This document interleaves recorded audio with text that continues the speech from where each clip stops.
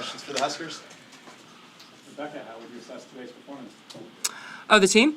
As a team. Yeah, I would say pretty good. I think Danny hit the nail on the head that, or more so Kelly, like, I feel like our standard is so high that if we're all not hitting crazy numbers, blocking crazy numbers, passing crazy numbers, we can tend to get really frustrated with ourselves. But even like our bad day is still really good. And so I would say in conclusive, like, it was pretty good. It was pretty good. You ever played against 7 players at once before?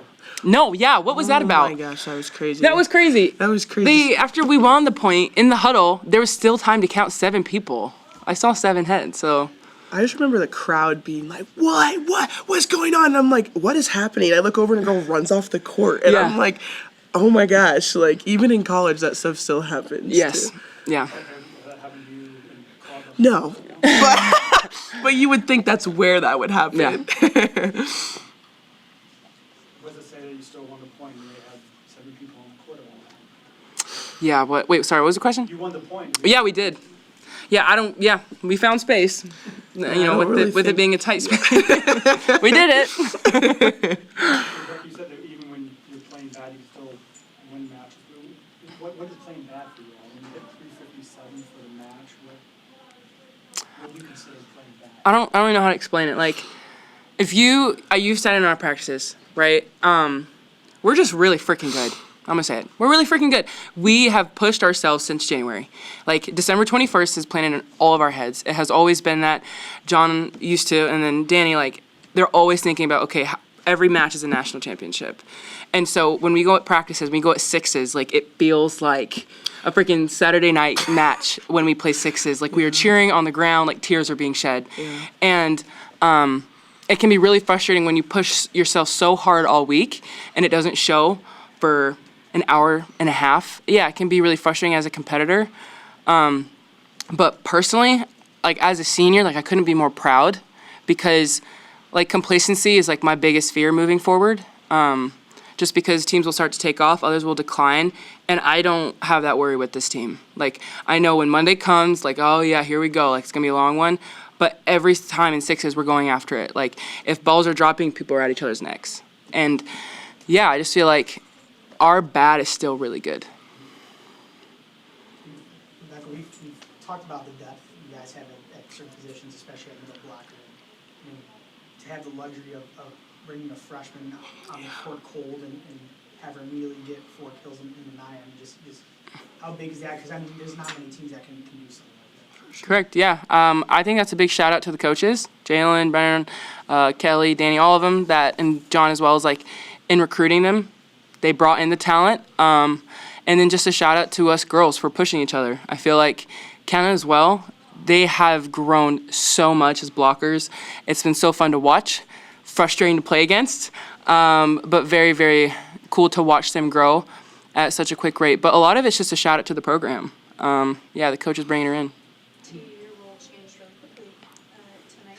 Yeah. Just how did you adjust from your normal role to playing front row? I really think it was just like leaning on my teammates, and I think learning that, like, you know, like, I can go in there and I can be put in this position and be okay, and like I can't, like Becca said, like, working really hard throughout the week and going through practices and cutthroat 6s and whatever, and like coming in and wanting to show that and help the team in any way that you can is, like, I think the ultimate goal. And I think when you shy away from that and start thinking more about yourself and your stats, and I got to be perfect, and I got to be this big game changer, and it's like game changing looks different for everyone and looks different for every role. And like, I needed to come in here and, you know, Taylor, like, is a force at the net, and come in there and like not try to be anything that I'm not, and try to just like help the team as best as I can. And like, my team has given me so much confidence, and with Jalen, and you know, it can be scary, and I think that my team really handled me and like really lifted me up when I needed it too. You teamed up with Mania for a block there. What's it like in the play next year? I just think that the Nebraska standard here is that no matter how old you are, you're expected to play at this level. And like, I mean, when I came in here, 4 kills, and just went out and just like showed who she was. And that, I think that goes back to our gym. Like, as Becca said, like, we have a cutthroat gym. Like, we go in there and we're ready to just like rip each other's heads off, and then like go to train table afterwards and get lunch, facts. right? And it's just like, it's that environment of like, no matter who's out on the court, like, we have trust in you to do your job and to do it well. And again, like, even when it's doesn't feel like we're doing it well, like it's still really good. And so I think like I'm really proud of her and Kenna, like to come in here and just like we make each other better. I'm same with Sky, Taylor, and Harper. Like we just go after each other, and it's like in such a loving way to make each other better. T, how have you grown as an attacker as you've been here and kind of adjusted to the size and the speed?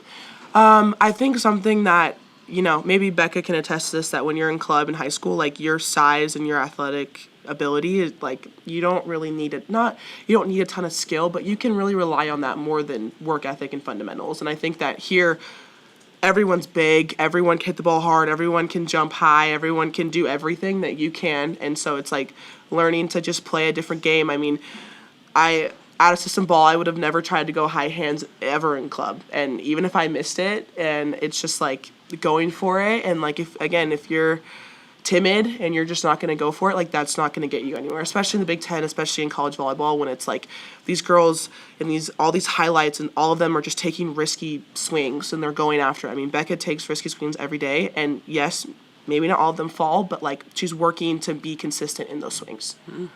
What does the pink out mean to you guys in getting to honor cancer survivors? I just think it's really amazing to be able to play and know that it's bigger than yourself, and that, you know, I think something that I've really been leaning on is that in Ecclesiastes it says like all of this is meaningless. As much as we come in here and we work our butts off every week and we come and we sacrifice time and social life, that we can come in here and play and it's for like a bigger cause than us. I mean, as much as hitting a ball in the court is so important to us, like it's not the end of the world. Like it's just how you look at it. And I mean, I've lost my grandma to leukemia, and like that's really hard, but it's like it's so fulfilling knowing that I'm more than just a volleyball player, and that like I'm playing for more. I'm playing for the people that, you know, all the cancer survivors out there and everyone who is battling things that are bigger than just our sport. Wow, well said. Yeah, I feel like one thing that really resonated with me was when Bergen, right before our second set, like she hit the nail on the head. I felt like we could have played better in those first two, and she goes, guys, we have cancer survivors in the crowd. Let's give them a show. Yeah. And I'm like, that is the freaking truth. Yeah. What did it mean to you guys to see Ryan shit out? Oh my God. Girls were crying, I'll tell you that. I was consoling Oh some my people on the end gosh. line. It was very cool. I think a lot of what Teraya just said, like, it's bigger than sport. Yeah, it's really fun. It's a nice escape. It creates opportunity. But at the end of the day, it brings people together. And so For sure. it was really cool. And I honestly can't imagine. I'm so grateful my mom has been healthy all of her years. And so Amen to that. just a shout out to Ryan and just her family. I can't imagine how hard that would have been. But it was really cool just to see her standing there. And she looked amazing. Kim, she looked amazing. Crazy thing is that you would have just never known Yeah. that she was a cancer survivor. That you, like, a lot of those girls, like, you even look at them and you're like, you wouldn't even know. And it's like, because they don't let that define them. And like I even with Ryan, like getting to watch her like hug her mom, and you know, she's a hero to all of us. So it was really cool to see that. Final questions? Rebekah, there was an instance, I think it was the second set, where you got stuffed, ball came back, and then Bergen within a second or two went straight back to you. What does it mean to have the trust to get another chance that quickly? It means everything. Kind of what I was speaking to earlier, like just being really hard on yourself when it doesn't click right away. And just for her to feed you again, it really like snips that conversation of doubt in your head like over. It's like there is no time for that. Like there's no pity party. I need you to get up and I need you to kill this ball. And so, you know, she doesn't say that. But to me, it's like when you reinforce an attacker like that, it builds so much confidence and trust that, okay, yeah, you didn't get it the first time, but I need you up again. Like you're not done just because it didn't work.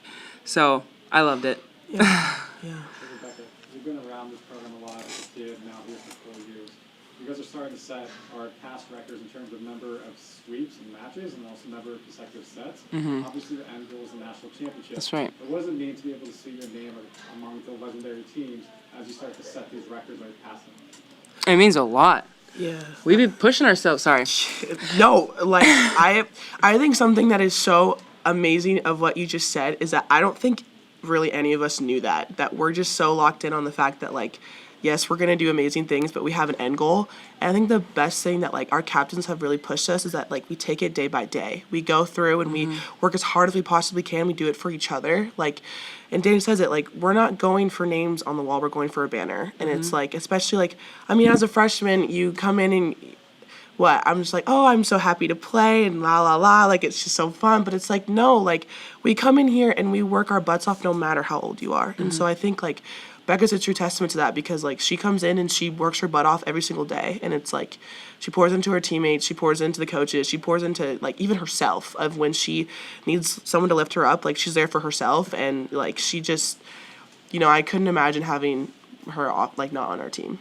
Oh, thank you, T. Thank you for the answer. Yeah. Of course, I'll answer for her. Yeah. Thank you all. Thank you. Thank you. What does John say? Thanks, guys. Oh, yeah. Okay, thanks, guys.